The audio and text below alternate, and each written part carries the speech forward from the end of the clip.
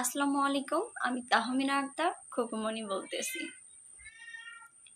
চাইনিজে একটা প্রবাদ আছে, যে অন্যকে ব্লেম দেয় তাকে অনেক দূরে যেতে হবে, যে নিজেকে ব্লেম করে সে অর্ধেক পথে আছে, আর যে কাউকে ব্লেম করে না সে তার গন্তব্যে পৌঁছে গেছে। এ থেকে কি বোঝা যায় আমরা আজকে তাই জানবো।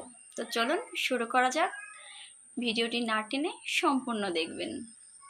কাউকে দোষ দেওয়া কিংবা অভিযোগ করা কখনোই ভালো কিছু বয়ে আনে না। অন্যের দোষ ত্রুটি খুঁজে বের করা কিংবা অভিযোগ করা, এটা একটি ব্যাধির লক্ষণ। পরিবারের সবচেয়ে আপনজন যারা বাবা মা, তাদের সাথে যদি আমাদের মনোমিলন হয়, তাহলে আমরা বলে বসি, কেন সে আমার সাথে এটা করলো, কেন সে আমাকে ব্লেম দিল। কখনো কি আমরা ভেবে দেখেছি, কখনো কি আমরা নিজের দোষ স্বীকার করেছি যে এ দোষটা আমার? কখনোই করি না।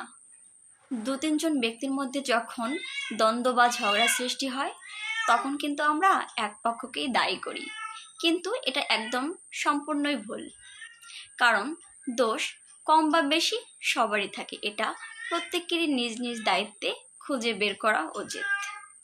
পরিবারগুলোতে সাধারণত সন্তান যদি সফলতা না পায়, তাহলে আমরা সন্তানকে ব্লেম দিয়ে বসে থাকি, কিংবা যদি কোনো খারাপ সিদ্ধান্ত থাকে তাহলে আমরা বাবা মাকে ব্লেম দিয়ে বসে থাকি।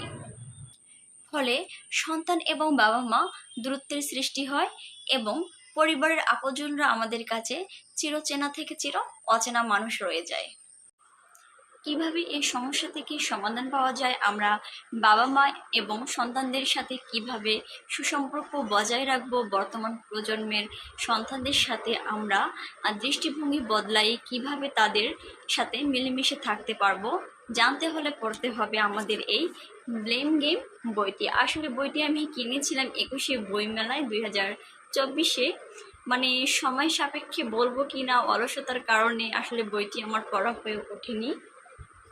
তো আসলে এই বইটি পড়লে অনেক কিছুই বোঝা যাবে, ভেবেছিলাম যে এই বইটি পড়বো, কিন্তু পড়া হয়নি একদমই। তো যেহেতু আপনাদের সাথে আমি অনেক কিছুই শেয়ার করতেছি এবং অনেক কিছু শেয়ার করলাম, যে কিভাবে একটা সন্তানকে কি করতে হবে, কিভাবে বাবা মা সন্তানকে ব্লেম করে কিংবা সন্তানরা বাবা মাকে ব্লেম করে, এই সম্পর্কে জানতে হলে বইটি আমি অবশ্যই পড়বো, আর আপনাদের সাথে আমি এই বইটি সম্পর্কে রিভিউ করবো। আর একটা কথা, আপনারা অবশ্যই কোনো কিছু জাজ না করে অন্যের ওপর ব্লেম করাটা বন্ধ করবেন। কারণ অন্যের ওপর দোষ দেওয়ার আগে আগে নিজের ওপর প্রশ্ন করবেন, নিজেকে প্রশ্ন করবেন যে আসলে আমার ভুল কতটুকু কিংবা আমি সঠিক কতটুকু। তো আজকে এই পর্যন্তই। অবশ্যই আপনারা সম্পূর্ণ ভিডিওটি দেখবেন, ভিডিওটি না টেনে ফুল ভিডিওটি দেখবেন।